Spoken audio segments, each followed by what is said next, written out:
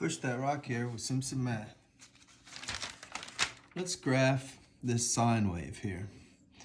Now we notice it's got a coefficient that we call this the frequency. It has a coefficient to the x, so this is a horizontal shrink and stretch, but it also has this addition inside the parentheses, so it's not outside. If the addition was outside the parentheses, we'd have a shift up or down. But since it's inside, it's a shift left and right, and that's more complicated, especially when it's combined with a horizontal shrink or stretch, when we have this dilation factor here. So what you have to do is unmask the phase shift, okay? And to do that, you factor out this frequency factor here, this dilation factor. So I'm going to factor it out. And so 2 times x is 2x, and then 2 times what is pi fourths. Well, let's see. Let's see if I had pi eighths. That would do it, right? 2 times pi eighths. Whoops, that's an 8 there. The 2 goes down at 8. 4 times, that would give me pi fourths. So when you factor out from pi fourths a 2, remember you're dividing. So pi fourths divided by 2 is the same thing as pi fourths times a half, which is pi eighths. Okay, so anyway, I got it factored here. So the phase shift, this, remember when everything's horizontal, it's kind of the opposite of what you think. This is to the left, and it shifts pi eighths units, okay? And then remember the frequency, this is the squeeze box theorem, the accordion theorem. So you take the normal period, which is 2 pi for sine, and you divide by the frequency 2 to get the period, to get the new least period. So the period is pi. So we know the period is pi, and we know the phase shift is to the left pi eighths units because we unmasked the phase shift. So we're ready, okay? So I'm going to first graph, and I should probably use pencil, just regular old sine of 2x. So sine of 2x has a period, remember, of pi, just regular pi, okay? Just regular pi. So I'm going to go by fourths. Why would I go by fourths? Well, remember I'm going to go by eighths. I'm going to go by eighths because my shift is eighths. So I'm going to label these eighths. So this is pi eighths. So this is 2 eighths, which is a fourth. This is 3 eighths. And this is 4 eighths, which is a half. I'm going to go in the other direction and get a negative eighth, negative 2 eighths, which is a fourth, negative 3 eighths, and negative 4 eighths, which is a negative pi halves. Now,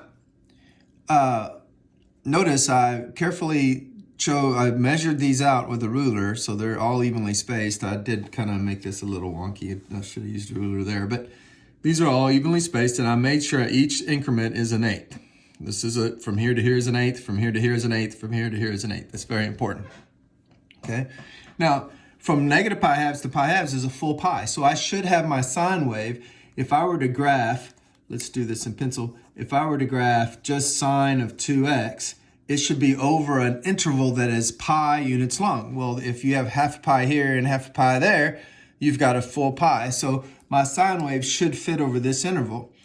And we know that sine at 0 is 0. And then it's going to end at 0. And in the midpoint, it's going to be 1. Okay, but this one's going to be negative 1. So my sine wave should look like this. And we know that from, how do we know that? Well, from practice, you know. How do you get to Carnegie Hall? So we've practiced the sine waves enough that by now we can graph it like so. Now let's test it. If I were to put pi fourths, will I get out 1? So y equals, I don't know if y'all can see this pencil or not. It writes a little too light. Sine of 2 times pi fourths. The 2 cancels and gives me 2 down there. So sine of pi halves is exactly 1. Okay, so checks. All right, but why did, I was going to do it in pencil and then I did it in pen. Oh my gosh, I might as well have done this in pen. Okay, your teacher is old and senile. I carefully planned this and everything. Okay, so I put in pi fourths just to check. I put it in for the x. I double that and I get sine 2 fourths is the same thing as pi halves, and that is sure enough is 1, so that checks that point. So I think this is the correct graph. And so since I didn't do it in pencil, I'll do the next graph in red. So we're not going to do the phase shift. So the phase shift is sine of 2 times x plus pi eighths. So that just means go to the left, pi eighths unit. Well, see, I chose eighths as my increment, so that was nice. So I'll just go to the left. This point will move to the left an eighth. This point will move to the left an eighth. Did I miss that? That was sloppy of me. That was really sloppy of me. But anyway, will forgive me. Oh, I might not forgive you, so maybe you shouldn't forgive me. Okay, and then this point will come to the left an eighth. This highest point will come to the left an eighth. And then this point will come to a left an eighth. And then here's my sine wave. I'll be more careful this time.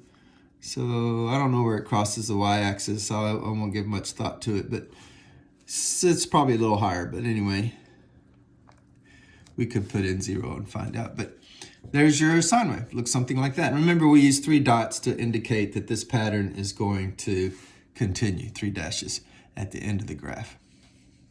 Math made simple. Simpson Math.